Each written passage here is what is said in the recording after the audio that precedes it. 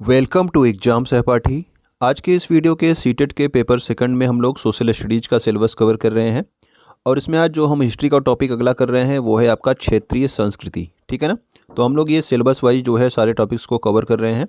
और ये अगर प्लेलिस्ट आपने नहीं देखी है तो प्लेलिस्ट आप लोग हमारे वीडियो के डिस्क्रिप्शन बॉक्स में भी देख सकते हैं और हमारे चैनल पर भी जाके प्लेलिस्ट से वहाँ पर आप हिस्ट्री, ज्योग्राफी और जो है आपके पॉलिटी की प्लेलिस्ट को देख सकते हैं सीटेट पेपर सेकंड के लिए। तो आइए इसे स्टार्ट करते हैं, देखते हैं आपकी क्षेत्रीय संस्कृतियाँ होती क्या हैं, किस तरह से ये विकसित हुई हैं। ओके, जिनके बारे में हमें ये टॉपिक में पढ़ना है। प्रत्येक क्षेत्र जो होता है वो कुछ खास किस्म के भोजन, वस्त्र, काव्य हो गया, नृत्य हो गया, संगीत और चित्रकला से जुड़े होते हैं। यानी कि हर एक क्षेत्र की अलग अलग विविधता होती है। जैसे आपका भरतनाट्यम किसी जगह होगा, किसी जगह पे आपका कुचिपुड़ी हो गया।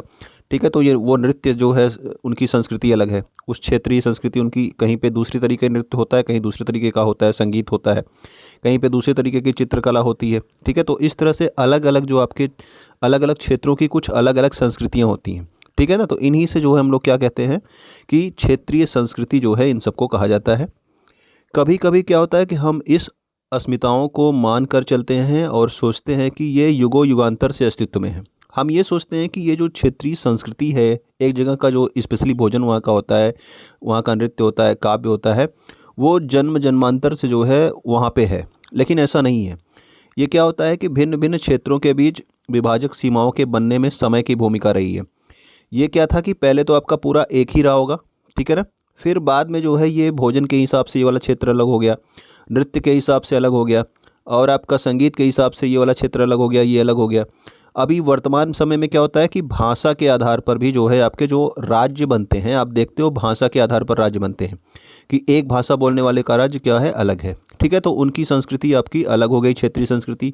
तमिल भाषा वाले की अलग हो गई, तेलुगु भाषा वाले की अलग हो गई। ठीक है ना। तो इस तरह से जो है भाषा के आधार पर भी राज्यों का निर्माण हो रहा है। और अलग अलग क्षेत्रीय संस्कृतियों के आधार पर भी क्या होता है, समय जो है मतलब कि जिस तरह से समय बीतता जाता है उस तरह से इनके बीच में भी सीमाएं बनती जाती हैं। ठीक है। आज हम जिन क्षेत्रीय संस्कृतियों को समझते हैं वे समय के साथ साथ बदली हैं और आज भी बदल रही हैं। जो भी क्षेत्रीय संस्कृतियां आज हम देख रहे हैं, समझ रहे हैं, वो तो समय के साथ साथ बदली हैं। ठीक है। और आज भी हम लोग देख रहे हैं, आज भी वो बदलती जा रही हैं। ये क्षेत्रीय संस्कृतियां जटिल प्रक्रिया से विकसित हुई हैं। ऐसा नहीं है कि ये क्षेत्रीय संस्कृतियां जो हैं एक ही दिन में बन गई। ठीक है, इसके लिए भी एक जटिल प्रक्रिया जो है हुई, उसके बाद ये जो है अलग अलग क्षेत्रों के लिए आपकी विकसित हुई हैं। और इस प्रक्रिया के तहत स्थानीय परंपराओं और उपमहाद्वीप के अन्य भागों के विचारों के आदान प्रदान से एक दूसरे को संपन्न बनाया। ऐसा नहीं है कि एक जो आपकी क्षेत्रीय संस्कृति है वो केवल एक ही जगह पे रह जाती है। ठीक है ना। आप लोग देखते हो कभी कभी इस जगह की जो क्षेत्रीय संस्कृति होती है और दूसरी जगह की होती है, तो इसका कुछ भाग आपको इसमें भी मिलता है। ठीक है, एक जगह की क्षेत्रीय संस्कृति का भाग आपको दूसरी जगह पे भी मिलता है। वहाँ पे थोड़ा सा कुछ और अलग चेंजेज हो जाते हैं। तो क्या होता है, यहाँ से यहाँ पे आदान प्रदान होता रहता है। ठीक है ना, इसमें से इसमें आदान प्रदान होता रहता है, इसीलिए जो है इसकी कुछ झलक हमें दूसरे वाले में भी मिल जाती है। ठीक, तो आइए देखते हैं एक सबसे पहले एक भाषा का विकास किस तरह से हुआ, चेर और मलयालम भाषा का विकास, इस पर जो है हम लोग देखेंगे। ठीक है, तो इसे जो है हमारे सिलेबस में है, तो इसको आपको पूरा का पूरा पढ़ना है, आपको ध्यान रखना है। ठीक है। महोदयपुरम का चेर राज्य प्रायद्वीप के दक्षिण पश्चिमी भाग में, दक्षिण पश्चिमी प्रायद्वीप क्या होता है आपका, प्रायद्वीप आप जानते हो कि ये भारत का जो निचला हिस्सा होता है इसको प्रायद्वीप कहा जाता है, क्योंकि ये तीन तरह से समुद्र से घिरा है। तो जो तीन तरफ से समुद्र से घिरा होता है उसको प्रायद्वीप बोला जाता है। तो प्रायद्वीप का कौन सा हिस्सा बताया गया, दक्षिण पश्चिमी भाग। तो साउथ तो ये हो गया, दक्षिण हो गया, और पश्चिमी भाग इधर, तो दक्षिण पश्चिमी भाग आपका इधर आता है। तो ये जो आपका केरल वाला पार्ट है। ठीक है, तो आज का जो केरल राज्य है ये 9वीं शताब्दी में जो है स्थापित किया गया था, चेर राज्य यहाँ पे। ठीक, चेर राज्य 9वीं शताब्दी में स्थापित किया गया था, जो वर्तमान समय का केरल है उस जगह पर। ठीक है ना, उस समय क्या था, चेर राज्य था। संभवतः मलयालम भाषा इस इलाके में बोली जाती थी। तो ये आपका जो केरल वाला इलाका था, जो चेर राज्य वाला इलाका था, यहाँ पे कौन सी भाषा, मलयालम भाषा जो है बोली जाती थी। शासकों ने मलयालम भाषा और लिपि का प्रयोग अपने अभिलेखों में किया है। तो ये कैसे पता चलता है, क्योंकि वहाँ के जो शासक रहे हैं उन्होंने मलयालम भाषा और लिपि जो जो अभी अभिलेख लिखवाए उसको जो है इसी भाषा और लिपि में लिखवाए हैं। इससे पता चलता है कि उस समय की भाषा मलयालम रही होगी।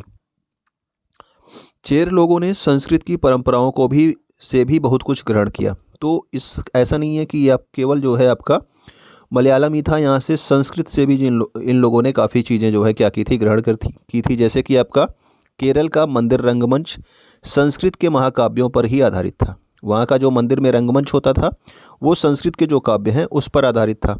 ठीक है। और इसके अलावा 14वीं शताब्दी का एक ग्रंथ था लीला तिलकम। देखिए जो आपके कलर्ड हैं इसको आपको ज़रूर ध्यान रखना है, ये सब आपके एग्जाम में पूछे जाते हैं। ठीक है। लीला तिलकम जो व्याकरण और काव्य शास्त्र का विषयक है, ये किस शैली में लिखा गया? तो ये शैली है आपकी मणि प्रवालम शैली। ठीक है। तो मणि प्रवालम शैली में क्या लिखा गया? लीला तिलकम लिखा गया, जो कि आपका व्याकरण और काव्य शास्त्र का जो है ग्रंथ है। ठीक है। मणि प्रवालम का क्या अर्थ है? तो मणि प्रवालम का अर्थ है हीरा और मूंगा। इसका अर्थ जो है ये दो भाषाओं से लगाया जाता है, संस्कृत और क्षेत्रीय भाषा का एक साथ प्रयोग। ठीक है ना। तो यहाँ पे क्षेत्रीय भाषा कौन थी? तो क्षेत्रीय भाषा थी आपकी मलयालम, और संस्कृत जो है आपकी मेन भाषा हो गई। ठीक है। तो मणि प्रवालम का अर्थ था हीरा और मूंगा की संस्कृत के साथ साथ हमने इसमें क्षेत्रीय भाषाओं का भी प्रयोग किया है। ठीक है। तो इसका मतलब था मणि प्रवालम। अब देखते हैं कि शासक और धार्मिक परंपराएं। तो धार्मिक परंपराएं में किस तरह से क्षेत्रीय संस्कृतियों का विकास हुआ उसको देखते हैं। कुछ क्षेत्रों में क्या था कि जो क्षेत्रीय संस्कृतियां थी वो क्षेत्रीय धार्मिक परंपराओं से विकसित हुई थी। ठीक है। अभी आपने देखा भाषा का विकास से जो है आपकी क्षेत्रीय परंपराएं विकसित हुई। अब यहाँ पे क्या है कि कुछ धार्मिक परंपराओं से भी क्या हुई है, क्षेत्रीय संस्कृतियों का विकास हुआ है। और इसका सबसे महत्वपूर्ण उदाहरण क्या है कि पूरी उड़ीसा में जो आपका जगन्नाथ का संप्रदाय है, आपने देखा होगा कि वहाँ पे जगन्नाथ का एक मंदिर है। ठीक है ना। तो जगन्नाथ संप्रदाय ये इसका सर्वोत्तम उदाहरण है। ठीक। जगन्नाथ का शाब्दिक अर्थ क्या है? तो इसका मतलब है दुनिया का मालिक, और इसका अर्थ जो है विष्णु से लगाया जाता है, भगवान विष्णु से लगाया जाता है। ओके। आज तक जगन्नाथ की काष्ठ प्रतिमा स्थानीय जनजातीय लोगों द्वारा बनाई जाती है। तो इसका क्या मतलब हुआ? जो काष्ठ का मतलब लकड़ी की प्रतिमा होती है, जगन्नाथ जी की जो लकड़ी की प्रतिमा बनाई जाती है वो आज तक भी किसके द्वारा बनाई जाती है? जो वहाँ के स्थानीय जनजातीय लोग हैं वही लोग बनाते हैं। जिससे यह तात्पर्य निकलता है कि जगन्नाथ जो थे ये मूलतः एक स्थानीय देवता थे, जिनकी पूजा कौन करते थे? ये जनजातीय लोग करते थे, लेकिन आगे चलकर विष्णु का स्वरूप इनको मान लिया गया, जगन्नाथ जी को। ठीक है ना। तो इस तरह से ये कहा जा सकता है। तो ये देखिए ये भी आपका ये क्या हुआ, एक आपका परंपरा बन गई। ठीक है ना। एक क्षेत्रीय संस्कृति की जो है बन गई, उस जगह की क्षेत्रीय संस्कृति आपकी बन गई। यहाँ पे देखिए एक फिगर दिया गया है, इसमें आपका बालभद्र, सुभद्रा और जगन्नाथ की लघु मूर्तियाँ हैं। ठीक है ना। ये आपके एक अभिलेख पर लिखा गया है, तालपत्र के अभिलेख पर। आगे देखिए 12वीं शताब्दी के गंग वंश के एक अत्यंत प्रतापी राजा, जिनका नाम था राजा अनंत वर्मन। ठीक है। किस वंश के थे? गंग वंश के थे। और किस शताब्दी में? 12वीं शताब्दी में इन्होंने पुरी में पुरुषोत्तम जगन्नाथ का मंदिर बनवाया था। ठीक। तो इन्होंने बनवाया, किसने? राजा अनंत वर्मन ने, जो कि गंग वंश के शासक थे। किस सन में बनवाया? तो सन नहीं, किस शताब्दी में? तो 12वीं शताब्दी में बनवाया गया पुरुषोत्तम जगन्नाथ मंदिर का इन्होंने निर्माण कराया। कहाँ पे? पुरी जगन्नाथ में। ठीक है। पुरी में। ठीक है। पुरी उड़ीसा में है वर्तमान में। उसके बाद 1230 में राजा अनंग भीम तृतीय ने अपना राज्य पुरुषोत्तम जगन्नाथ को अर्पित कर दिया। ठीक है। उसके बाद 1230 में क्या हुआ? ये भी आपका राजा बना अनंग भीम तृतीय। इसने अपना राज्य जो है भगवान जगन्नाथ को अर्पित कर दिया और स्वयं को भगन्नाथ का प्रतिनियुक्त घोषित किया कि मैं जो है केवल इस राज्य का प्रतिपालक हूँ। राजा कौन है? राजा तो हैं आपके जगन्नाथ ही हैं। ठीक है ना। अब देखिए इसके बाद जो है ये आपका मंदिर है, जगन्नाथ मंदिर है पुरी का। ओके। अब यहाँ पे क्या हुआ कि इसके बाद जितने भी लोगों ने उड़ीसा को जीता, अब इससे क्या हुआ? उसने कह दिया कि राजा कौन है? भगवान जगन्नाथ हैं, मैं तो केवल उनका सेवक हूँ, मैं उसको राज्य को केवल देखभाल कर रहा हूँ। इसके बाद जो है क्या हुआ कि जब आपके मुग़लों ने, मराठों ने और अंग्रेजी ईस्ट इंडिया कंपनी ने, जिसने जो है यहाँ पे आक्रमण किया, तो सबने क्या किया कि इस मंदिर पर अपना नियंत्रण स्थापित करने का प्रयास किया। और क्यों किया? वे सब महसूस करते थे कि मंदिर पर नियंत्रण प्राप्त करने से स्थानीय जनता में उनका शासन स्वीकार्य हो जाएगा। ठीक है। अब उसने क्या किया था? उसने तो जो है भगवान जगन्नाथ को ही राजा बना दिया था और ख़ुद को उसका सेवक बनाया था उस राजा ने, अनंग भीम ने। तो इसीलिए इन लोगों ने जब भी आक्रमण किया तो इन लोगों ने मंदिर पर जो है नियंत्रण प्राप्त करना चाहा कि मंदिर पर नियंत्रण प्राप्त हो जाएगा तो मतलब राजा को हमने जीत लिया है, और अब जो है जनता जो है क्या करेगी? स्वीकार कर लेगी कि हाँ जो है हम लोग जो है यहाँ के शासक हैं। ओके। तो देखिए इस तरह की भी परंपरा थी। अब देखिए राजपूत और शूरवीरता की परंपराएं। तो राजपूतों किधर साइड रहते थे? तो 19वीं शताब्दी में जो ब्रिटिश लोग थे वो अधिकांशतः राजस्थान क्षेत्र को क्या कहते थे? राजपुताना कहते थे। ठीक है। ब्रिटिश लोग कहते थे राजपूताना, अधिकांश जो आपका राजस्थान वाला क्षेत्र था उसको। इससे यह समझा जा सकता है कि वह एक ऐसा प्रदेश था जहाँ केवल अथवा प्रमुख रूप से राजपूत ही रहा करते थे। अब वो राजपूताना कह रहे हैं, इसका मतलब हम लोग यही समझेंगे ना कि वहाँ पे अधिक से अधिक क्या रहते होंगे, राजपूत लोग ही रहा करते थे। लेकिन यह बात आंशिक रूप से सत्य है, लेकिन ऐसा नहीं है कि वहाँ पे सारे राजपूत ही थे। राजस्थान में राजपूतों के अलावा अन्य लोग भी रहते हैं, ठीक है ना। तो अन्य लोग भी रहते थे, लेकिन उसको, उस क्षेत्र को जो है राजपूताना क्यों कहा जाता था, क्योंकि यह माना जाता है कि जो राजपूत थे इन्होंने राजस्थान को एक विशिष्ट संस्कृति प्रदान की है, ठीक है ना। इसीलिए जो है अधिकतर जो है क्षेत्र को राजपूताना बोला जाता था, क्योंकि जो है ऐसा माना जाता है कि राजपूतों ने राजस्थान को एक विशिष्ट संस्कृति प्रदान की। लगभग 8वीं शताब्दी से आज के राजस्थान के अधिकांश भाग पर विभिन्न परिवारों के राजपूत राजाओं का शासन रहा है। तो अधिकतर जो है राजस्थान के जो क्षेत्र थे उस पे जो है अलग अलग राजपूत राजाओं के शासन रहे। राजपूत शूरवीरों की कहानियाँ काव्यों और गीतों में सुरक्षित हैं। जो वहाँ के राजा हुए, राजपूत राजा हुए, वो लोग जो है काफ़ी शूरवीर थे, तो उनकी कहानियाँ जो है गीतों में, काव्यों में जो है सुरक्षित की गई हैं। और ये विशेष रूप से प्रशिक्षित चारण भाटों द्वारा गाई जाती है, ठीक है ना। तो इनके द्वारा जो है चारण भाटों द्वारा जो है गा करके ये सुनाया भी जाता है वहाँ पे, ताकि लोगों के अंदर वो जोश रहे, उस संस्कृति को वो फॉलो करते रहें, ठीक है ना। कि हमारे जो है इस तरह के जो है राजा रहा करते थे, इस तरह से ये चीज़ें करते थे, इतने महान वीर थे, इन सब चीज़ों को चारण भाटों द्वारा गा करके सुनाया जाता है। साधारण लोग भी इन कहानियों से आकर्षित होते थे। इन कहानियों में अक्सर नाटकीय स्थितियों और स्वामी भक्ति, मित्रता, प्रेम, शौर्य, क्रोध आदि प्रबल संयोगों का चित्रण होता था। यानी कि उसमें दिखाया जाता था कि कोई स्वामी भक्त रहा होगा, दो जो है राजपूतों की मित्रता बहुत गहरी रही होगी, उनमें जो है प्रेम रहा होगा, उन दोनों ने आपस में मतलब कि एक साथ मिलकर लड़ाई की होगी, क्रोध, इन सब इस तरह के प्रबल संवेगों का जो है इन जो आपकी कहानियाँ होती हैं, जो नाटक होते हैं, उनमें जो है इसको जो है इस संस्कृतियों को शामिल किया गया है, ठीक है। तो राजपूताना संस्कृति आपकी अलग है। इसके अलावा जो आपकी वहाँ की महिलाएं थीं, उनके बारे में भी जो है वहाँ पे जो आपकी वहाँ की वीरांगनाएं हुई हैं, उनके बारे में भी वहाँ की कहानियों में जो है ज़रूर जिक्र रहता है, ठीक है। आगे आपको जो है नृत्य संस्कृति की बात की गई है। यहाँ पे कथक जो नृत्य होता है, इसकी कहानी जो है बताई गई है, ठीक है। कथक जो शब्द है वो कथा शब्द से निकला हुआ है, जिसका प्रयोग कहानी के लिए होता है, ठीक है। यानी कि जो आपका कथा है, कथा को जो है आपकी कहानी भी कहा जाता है, ठीक है। तो ये आपका जो कथक शब्द है ये कथा शब्द से ही निकला है। कथक मूल रूप से उत्तर भारत के मंदिरों में, यानी कि कथा जो है यानी कहानी सुनाने वालों की एक जाति थी। ये जो कथक है ये उत्तर भारत के मंदिरों में पहले कुछ लोग कहानी सुनाते थे, ठीक है। कथा सुनाते थे यानी कहानी सुनाते थे, तो उनकी एक जाति थी जो थी आपकी कथक, ठीक है। ये कथाकार क्या कहते थे, ये अपने हाव भाव और संगीत से अपने कथावाचन को अलंकृत किया करते थे। ये ऐसा नहीं कि बस खाली बैठे और कहानी सुना दिए, ये उसके लिए अच्छे हाव भाव का प्रयोग करते थे, संगीत का प्रयोग करते थे कथावाचन को जो है और सुंदर बनाने के लिए, ठीक है ना। 15वीं तथा 16वीं शताब्दियों में भक्ति आंदोलन के प्रसार के साथ कथक एक विशिष्ट नृत्य शैली का रूप धारण करने लगा। तो जब आपका भक्ति आंदोलन हुआ तो भक्ति आंदोलन में भक्ति का प्रचार करने के लिए भी कथक का यूज किया गया, ठीक है। कथावाचन में भगवान के लिए कथावाचन जो होता था, इससे इसको विशिष्ट जो है नृत्य शैली का जो है रूप ये धारण करने लगा। इसके अलावा राधा कृष्ण की पौराणिक कहानियाँ लोक नाट्य में प्रस्तुत किए जाते थे, जिनको रासलीला कहा जाता था। तो रासलीला आपका किसकी कहानियाँ होती हैं, राधा और कृष्ण की कहानियाँ होती हैं, ठीक है। रासलीला में लोक नृत्य के साथ कथक कलाकार के मूल हाव भाव भी जुड़े होते थे। जो कथक कलाकार अपनी कहानियों में हाव भाव दिखाते थे, जिस तरह से अपने भावों से, अपने हाथ से, ठीक है ना, अपने चेहरे से जो हाव भाव दिखाते थे, वो भी इससे जुड़े होते थे, जो आपका रासलीला होती थी, ठीक है।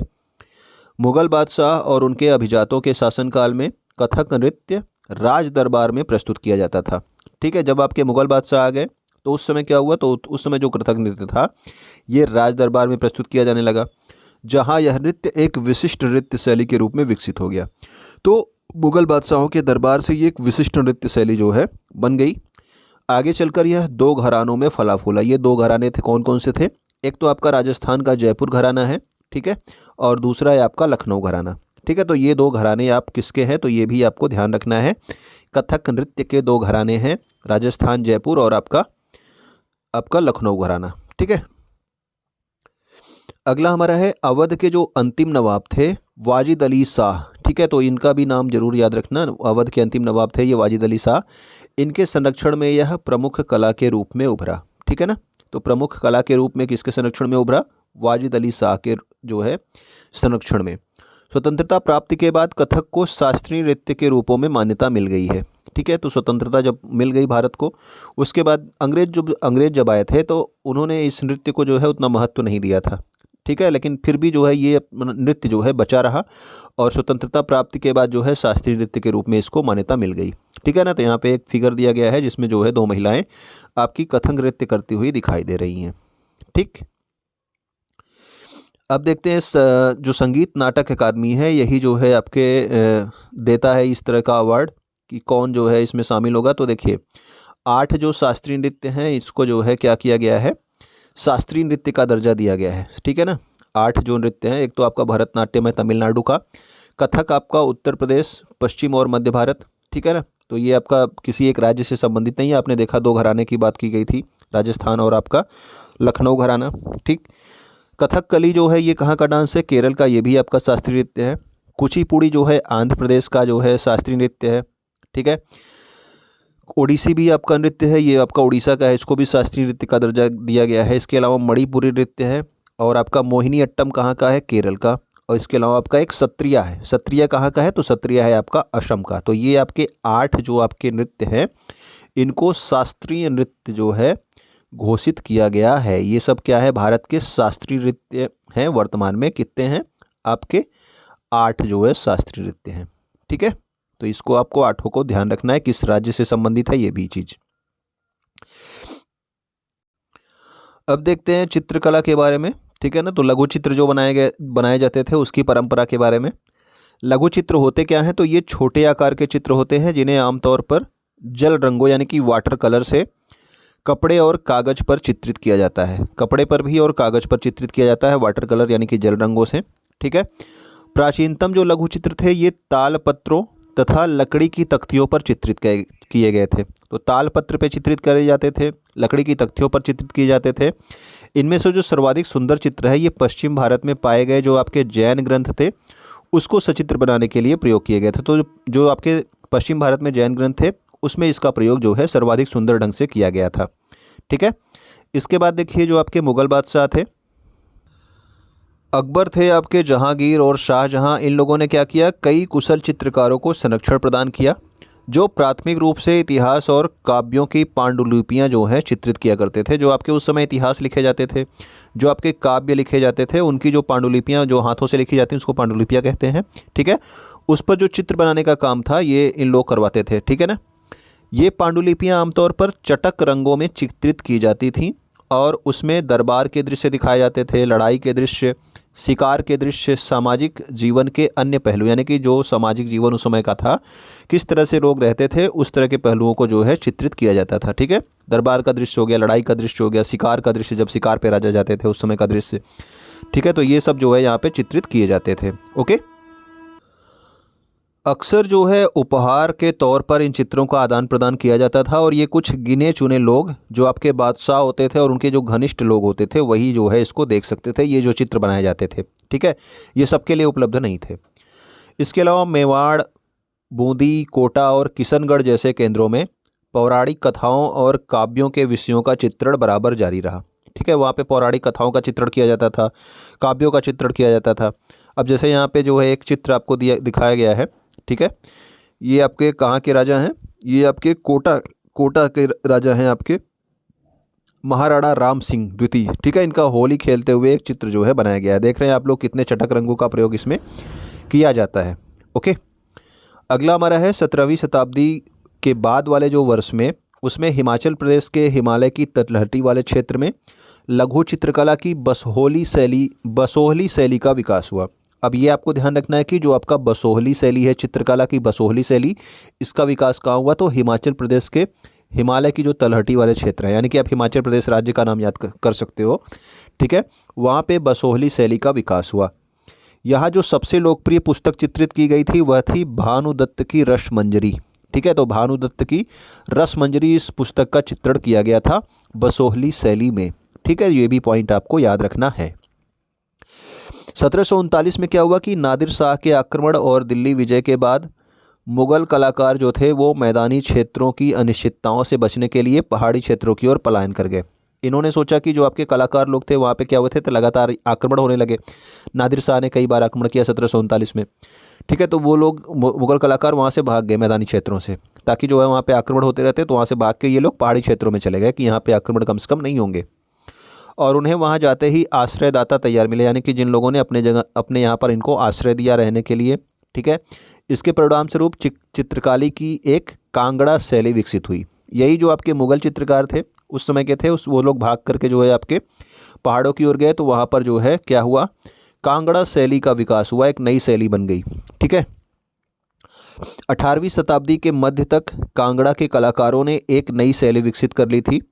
उनकी प्रेरणा स्रोत वहाँ की वैष्णव परंपराएं थीं। वैष्णव परंपरा को वो लोग फॉलो करते थे, भगवान कृष्ण को मानते थे, ठीक है ना। तो उसको जो है उन लोगों ने क्या किया, एक नई चित्रकला विकसित की, ठीक है। कांगड़ा शैली में एक नई चित्रकला विकसित की गई है, जिसमें वैष्णव परंपराओं को जो है मेन जो है उद्देश्य माना गया।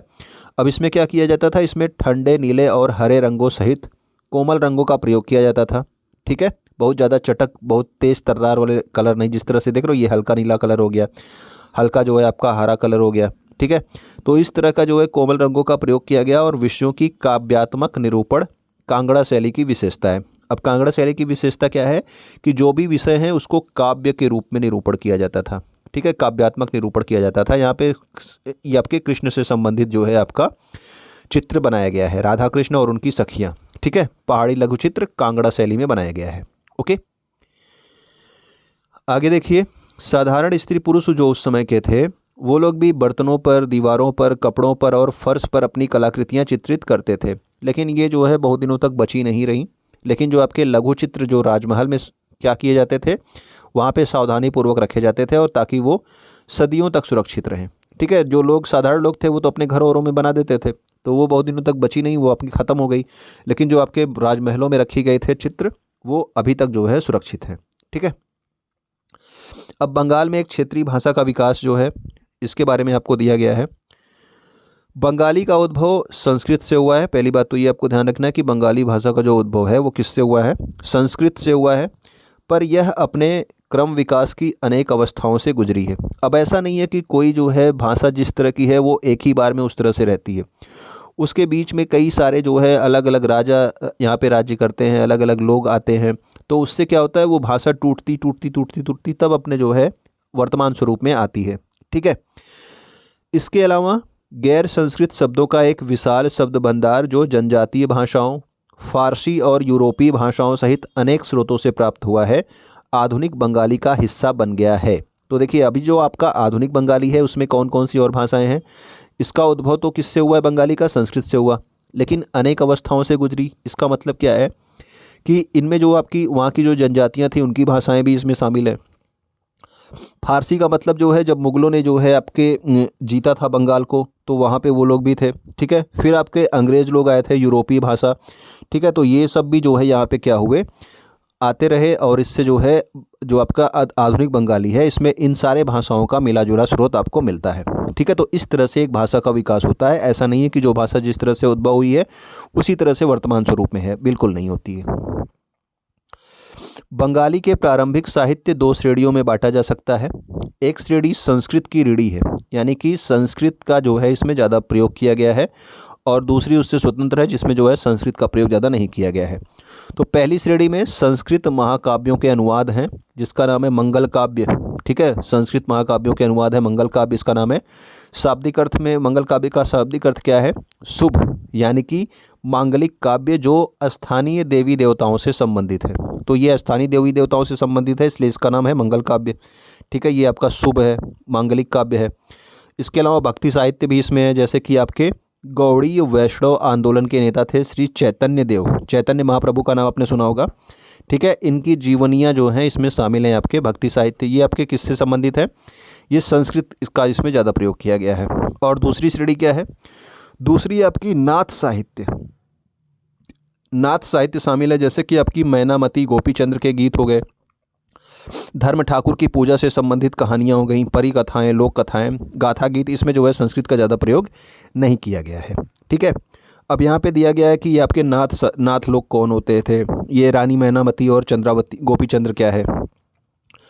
तो जो नाथ लोग थे ये सन्यासी होते थे और ये तरह तरह की यौगिक क्रियाएं किया करते थे। और जो आपका रानी मैनामती और गोपीचंद्र वाला है ये विशेष गीत जो अक्सर अभिनीत किया जाता है। अभिनीत का मतलब एक्टिंग की जाती है इस पर, ठीक है ना। ये बताता है कि रानी मैनामती ने अपने पुत्र गोपीचंद्र को अनेक बाधाओं के समक्ष संन्यास का मार्ग अपनाने के लिए किस प्रकार प्रोत्साहित किया था। तो एक आपकी रानी मैनामती थी, उनका पुत्र था गोपीचंद, उसको संन्यास के मार्ग जो है पर जाने के लिए किस तरह से रानी मैनामती ने उसको प्रोत्साहित किया था, इसकी जो है कहानी आपके इसमें है। धर्म ठाकुर क्या है, एक क्षेत्रीय लोकप्रिय देवता है, ठीक है ना। धर्म ठाकुर एक क्षेत्रीय लोकप्रिय देवता है जिसकी पूजा अक्सर एक पत्थर या काठ की मूर्ति के रूप में की जाती है, ठीक है। एक पत्थर के रूप में या फिर एक लकड़ी की मूर्ति के रूप में की जाती है धर्म ठाकुर की पूजा। तो ये सब आपके संस्कृत से स्वतंत्र हैं, ठीक है। इसके बारे में आपको ध्यान रखना है कौन क्या है। बंगाल में आपका पीर और मंदिर, ये सब क्या है, आपके क्षेत्रीय संस्कृतियों के जो है हिस्से हैं, ठीक है। तो क्षेत्रीय संस्कृतियों के ये सब आपके हिस्से हैं। पीर का क्या मतलब होता है, तो पीर एक फारसी भाषा का शब्द है जिसका अर्थ होता है आध्यात्मिक मार्गदर्शक, ठीक है। आध्यात्मिक मार्गदर्शक ये आपका किस भाषा का शब्द है, फारसी भाषा का शब्द है। लोगों द्वारा ऐसा समझा जाता था कि पीरों के पास क्या होती हैं, अलौकिक शक्तियां हैं। जो लोग उस समय थे वो लोग सोचते थे कि इनके पास क्या है, अलौकिक शक्ति है। पीरों की पूजा पद्धतियां बहुत लोकप्रिय हो गईं और उनकी मज़ारें बंगाल में सर्वत्र पाई जाती हैं। मज़ारें तो सर्वत्र क्या, आप देखते हो कि पूरे देश में ही जहाँ पे मन करता है वहीं पे मज़ारें बना देते हैं, ठीक है। तो ये पीरों की पूजा उस समय वहाँ पे काफ़ी लोकप्रिय हुई थी। तो बंगाल में बहुत सारे जो है आपके मज़ारें हैं पीरों की, ठीक है। जीववाद क्या होता है, जीववाद का मतलब होता है कि यहाँ पे लोग ये भी जीववाद को भी मानते थे। इनका मानना है कि पेड़ पौधे, जड़ वस्तुओं और प्राकृतिक घटनाओं में भी जीव आत्मा होती है, ठीक है। ये सब ये भी मानते हैं कि जो आपके पेड़ पौधे हैं, पहाड़ हैं, इन सब में भी क्या होती है, जीव आत्मा होती है। ये आपका जीववाद का मानना है, ठीक है। आगे देखते हैं। बंगाल के मंदिरों की जो आकृति थी, बंगाल में छप्परदार झोपड़ियों की तरह दो चाला जो आपकी दो छतों वाली होती थी, या फिर चौचाला। चौचाला क्या होता है, चार छतों वाली, ठीक है। तो ये क्या है, मंदिरों की आकृति है, ठीक है। मंदिरों की आकृति है दो तरीके की, एक तो आपका दोचाला और एक आपका चौचाला, ठीक है। इसके कारण मंदिरों की स्थापत्य कला में विशिष्ट बंगाली शैली का प्रादुर्भाव हुआ है। एक आपको छप्परदार मंदिर के बारे में जो है पिछली चित्र में दिखाया गया था, इस तरह से आपके मंदिर होते थे, ठीक है ना। ये आपके त्रिकोण की तरह से ऐसे मंदिर होते थे। ये आपका द्विचाला और चौचाला मंदिर के जो है निर्मित के उदाहरण थे, ठीक है ना। मंदिर आमतौर पर वर्गाकार चबूतरे पर बनाए जाते थे। उनके भीतरी भाग में कोई सजावट नहीं होती थी। ये भी आपको ध्यान रखना है कि भीतरी भाग में कोई सजावट नहीं होती थी, लेकिन अनेक मंदिरों की बाहरी जो दीवारें होती थी उस पर चित्रकारी की जाती थी, सजावटी टाइलें लगाई जाती थी और मिट्टी की पट्टियों से उनको सजाया जाता था, ठीक है। भीतरी भाग में कोई सजावट नहीं, लेकिन बाहरी भाग में आपके चित्रकारी, सजावट, ये सब चीज़ें की जाती थी। कुछ विशेष मंदिरों में, विशेष रूप से पश्चिम बंगाल के बांकुरा जिले में जो आपका विष्णुपुर का मंदिर है, उसमें ऐसी सजावटें अत्यंत उत्कृष्ट कोटि तक पहुंच चुकी थी, यानी कि उसमें काफ़ी सजावट की गई थी। आपका जो पश्चिम बंगाल का बांकुरा जिले में विष्णुपुर का मंदिर है, यहाँ पे उसी के जो है एक चित्र आपको दिया गया है, ठीक है ना। यहाँ पे आप देख सकते हो इस चित्र को कितने अच्छे तरीके से बनाया गया है। और ये मिट्टी से पकी हुई पटिया पर ये जो है आपका उकेरा गया है, ठीक है। बंगाल क्या है, तो बंगाल एक नदीय मैदान है जहां मछली और धान की उपज बहुतायत यानी कि बहुत ज़्यादा होती है। मछली ज़्यादा पाया जाता है और धान जो है बहुत ज़्यादा उगता है। स्थानीय आहार में जो मछली है, इसकी लोकप्रियता को देखते हुए वृहद धर्म पुराण, इसका नाम आपको ध्यान रखना है, वृहद धर्म पुराण का। वृहद धर्म पुराण में जो बंगाल में रचित 13वीं शताब्दी का एक संस्कृत ग्रंथ है, इसने जो है स्थानीय ब्राह्मणों को कुछ खास किस्म की मछलियों को खाने की अनुमति दे दी। अब देखिए, ब्राह्मणों के लिए क्या था कि मांस का भोजन जो है नहीं करना था, लेकिन अब यहाँ पर इतनी लोकप्रियता थी आपके मछली की, और जो है यहाँ पे चावल और मछली ज़्यादा होता था, इसीलिए जो आपका यहाँ पे वृहद धर्म पुराण था, इसमें जो वहाँ के स्थानीय ब्राह्मण यानी कि केवल जो बंगाल के ब्राह्मण हैं उन्हें ही कुछ खास किस्म के मछलियों को खाने की अनुमति दी गई थी और किसी दूसरे को नहीं, ठीक है ना। तो ये आपके पुराण का नाम भी याद रखना कि किस पुराण में ऐसा कहा गया है, क्योंकि ये पूछा जा सकता है, आपके बुक में दिया हुआ है। तो अब देखिए, तो ये हमारा इंपॉर्टेंट पॉइंट थे। अगर आपको पसंद आया हो तो आप अपने दोस्तों तक ज़रूर शेयर कर दिया कीजिए। वीडियो को शेयर नहीं करेंगे तो चैनल ग्रो नहीं होगा, और फिर जो है आप लोग जो है वीडियो पाएंगे नहीं आगे। ठीक है ना, नहीं चलेगा तो मैं क्यों बनाऊँगा। चैनल को आप लोग सब्सक्राइब कर दीजिएगा, वीडियो को लाइक कर देना। वीडियो पे आप लोग कमेंट जरूर कर दिया कीजिए कि किस तरह का वीडियो था, अच्छा था नहीं था, और कुछ नया सीखने के लिए आपका बहुत बहुत धन्यवाद।